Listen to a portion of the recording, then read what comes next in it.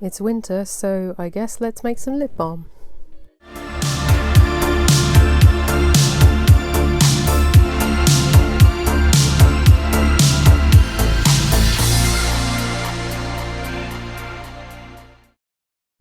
Here's the formula and recipe for a 50-gram batch.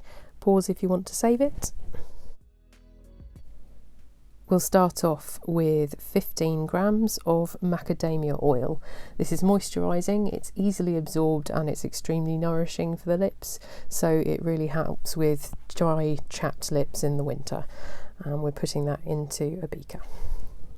Got castor oil, 4.75 grams.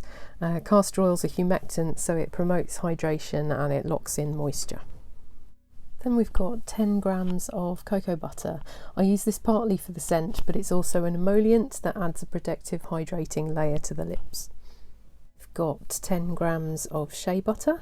It's moisturising and anti-inflammatory and it helps to heal and prevent chapped lips. So that makes it a great addition for our lip balm. Then one of my absolute favourite things in the world at the moment, Monoi Tahiti oil. It smells of vanilla. It's really soft, but it's so beautiful. You can actually use this on its own. It's so extremely moisturising.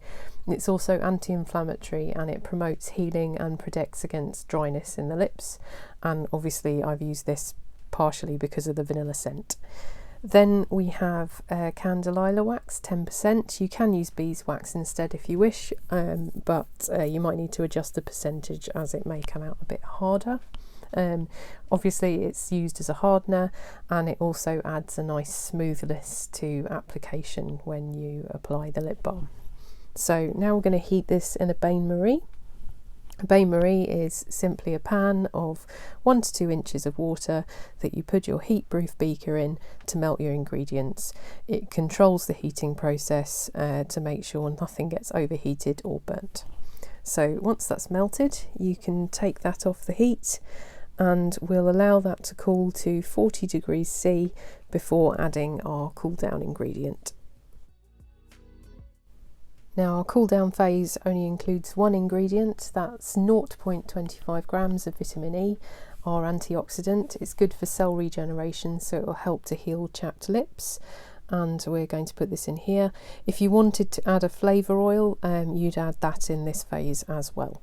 So just stir that very thoroughly to combine, and then you're ready to pour into your chosen tubes.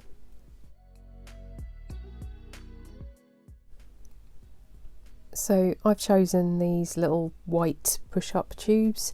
You can get them on Amazon or most sites online that sell ingredients for formulating. I'm not very good at pouring, as you'll see, but yeah, just pour your mixture in and then just leave them to cool. They don't take that long to harden enough to use. I think mine took about 2 hours. So just do that and then you're ready to use them.